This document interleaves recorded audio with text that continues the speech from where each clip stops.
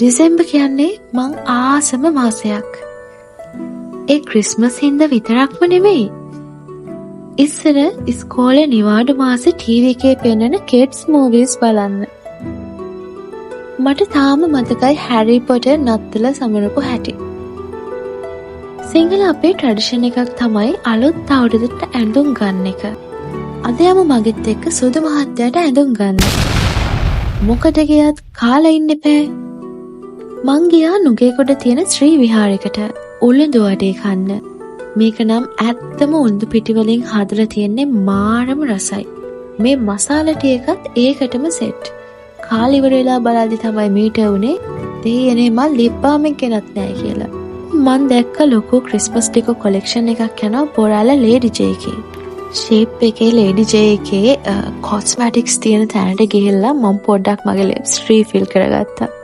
මං හිතනවා ගොඩක් ගෑනු ළමයි දන්නව ඇති කියලා මේ ට්‍රික් එක.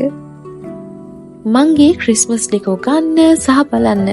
හැබැයි ගොඩක් අයිටම්ස් sold out. ඉතින් මං කිඩ්ස් සෙක්ෂන් එක පැත්තේ ගියා.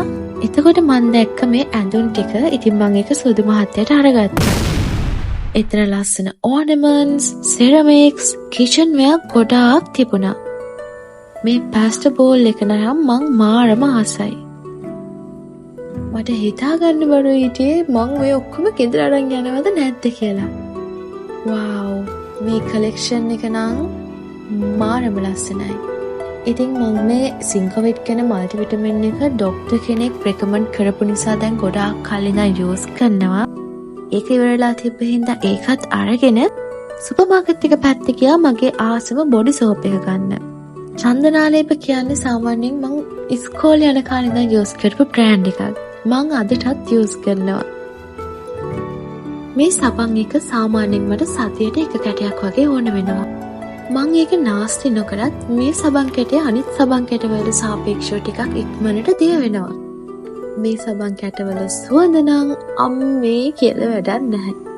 ආයෙම ගෙදරට වෙලා ඉත්තේ මට හිතුණා ටිකක් රෑ වෙන්න මහරගම ලේඩි ජේ.එක පැත්තට යන්න ඕනේ කියලා.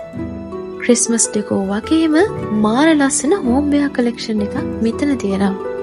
ඇත්තටම මං හරිම ආසයි මේ දවස්වල මං අලුත් මිර එකක් හොයන ගමන් ඉන්නේ.